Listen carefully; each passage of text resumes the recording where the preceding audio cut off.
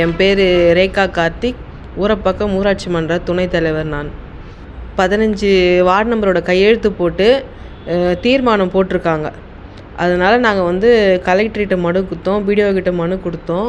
அதனால் நாங்கள் உள்ளிருப்பு போராட்டம் நடத்துகிறோம். எங்களுக்கு எந்த முறையான பதிலும் அவங்க இது வரைக்கும் பதில் அளிக்கலை அவங்களுக்கு. அதனால் நாங்கள் உள்ளிருப்பு போராட்டம் நடத்தின்னு வரோம். தலைவரை கண்டிச்சு.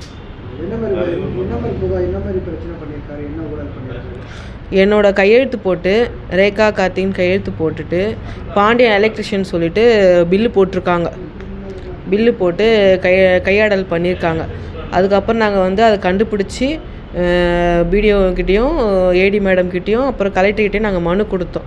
அப்புறம் எங்களோட செக் பவர் கேன்சல் பண்ணிவிட்டு அதுக்கப்புறம் மாதாந்திர மீட்டிங் போடவே இல்லை.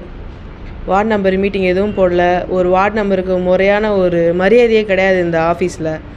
அதனால் எந்த வேலையும் என்னோடய வார்டில் நான் ஒரு துணைத் தலைவராகிறேன், 7வது வார்டு உறுப்பினர் நான். என்னோடய வார்டில் ஒரு வேலையும் நடக்கலை. ஒரு லைட்டு மாட்டுறதுக்கு, ஒரு காவா வேலை, ஒரு ரோடு போடுறதுக்கு கூட அவ்வளோ கஷ்டமாக இருக்குது. ரோட்டு வேலையும் நடக்க மாட்டேங்குது. ஒரு குப்பை வண்டி வர மாட்டேங்குது. தெருக்கு ஒரு குப்பை வண்டி வரணும், ஆனால் வண்டியே வர்றது கிடையாது. மெயின் ரோட்டில் தான் எடுத்துகிட்டு போகிறாங்கக்காண்டி அப்போ தெருக்குள்ளே யாருமே போக மாட்டேன்றாங்க. மக்கள்கிட்ட எங்களால் முறையான பதில் அளிக்க முடியல. எங்களால் மக்கள் ரொம்ப வார்த்தைகளாக பயங்கரமாக பேசுகிறாங்க. மக்கள் எந்த வேலையும் செய்யறதுக்கு நீங்கள் எதுக்கு ஒரு துணைத் தலைவராகிறீங்க, 7வது வார்டு நம்பர் உறுப்பினராக நீங்கள் இருக்கிறீங்கன்னு சொல்லிட்டு எங்களை எல்லோரும் கேட்குறாங்க. எங்களால் எந்த வேலையும் செய்ய முடியல. அதுக்கப்புறம் மீட்டிங் 1ஆம் தேதி போட்டுட்டு அதுக்கப்புறம் கேட்கும்போது அவங்களும் முறையான பதில் அளிக்கலை. அதுக்கப்புறம் இந்த தீர்மானம் புக்குன்ற ஒரு இதுவே அவங்களுக்கு தெரியல. இது வரைக்கும் 4 வருஷமாக தீர்மானம் புக்குன்றது இது வரைக்கும் நாங்கள் பார்த்ததும் கிடையாது.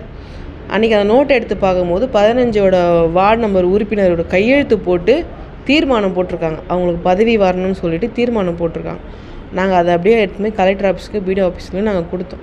நாங்கள் உங்களுக்கு நாங்கள் பேசிட்டு சொல்கிறோம், நாங்கள் நடவடிக்கை எடுக்கிறோம், நீங்கள் போங்கன்னு சொல்லிட்டாங்க. அதனால் 1 மாதம் ஆக போகுது. இன்ன வரைக்கும் எங்களுக்கு எந்த பதிலும் சொல்லலை. நாங்கள் மக்கள்கிட்ட எந்த பதிலும் எங்களால் கூற முடியல. ஏன் இந்த வேலை நடக்கலைன்னு சொல்லிட்டு எல்லோரும் எங்கள் மேலே குற்றச்சாட்டு வைக்கிறாங்க. அதனால் நாங்கள் இன்றைக்கி உள்ளிருப்பு போராட்டம் நடத்துகிறோம். நாங்கள் இன்றைக்கி ஒரு துணைத் தலைவராக உங்களாலே மக்கள் பணி செய்ய முடியல.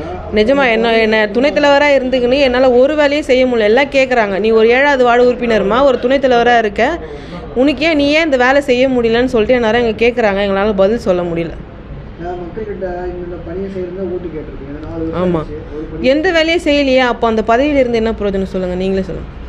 ஒரு லைட்டு மாட்ட முடியல, கேட்டால் லைட் இல்லைன்னு சொல்கிறாங்க. ஆஃபீஸில், பஞ்சாயத்து ஆஃபீஸில் லைட் இல்லை அப்படின்னு சொல்லிட்டு தான் குற்றச்சாட்டு வைக்கிறாங்க. அவங்க வார்டுலேயும் செயல்படுறாங்க, ஆனால் எங்கள் வார்டெல்லாம் புறக்கணிக்கிறாங்க தான்.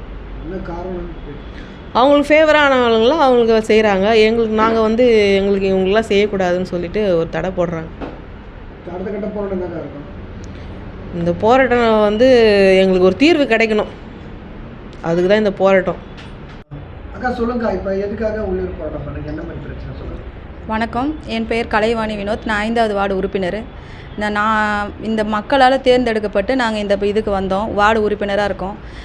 இந்த 4 வருஷத்தில் எங்கள் பகுதியில் ஒரு வேலையும் நடக்கலை.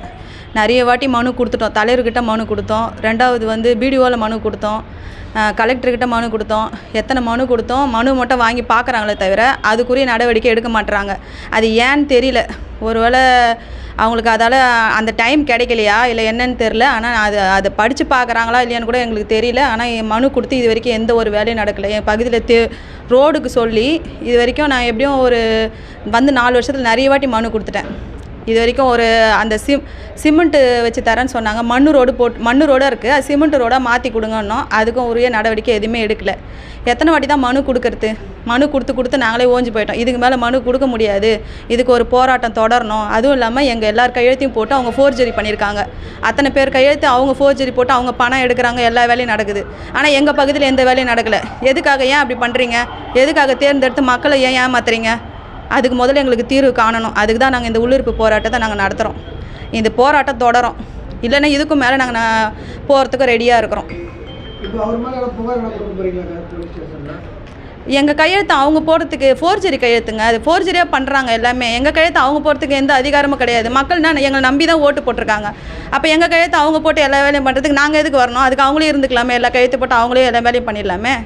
அதுக்கு எதுக்கு எங்கள் 15 வார்டு எதுக்கு?